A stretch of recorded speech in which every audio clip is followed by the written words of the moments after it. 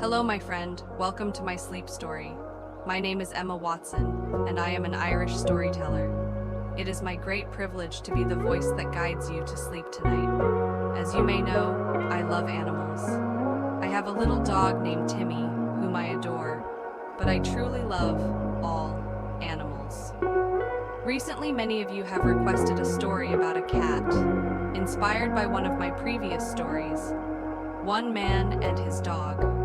I now present to you a new tale, one about a lady and a cat and how they transform each other's lives. I sincerely hope you enjoy this story. But before we begin, I would like to express my gratitude to those who support my work on Patreon. If you would like to become a patron, you can find the link below this video. Thank you. Now, let us begin a short relaxation session to prepare for the journey ahead. The sleep story, The Lady and the Cat. A long, long time ago, in the year 1921, a fortunate event took place.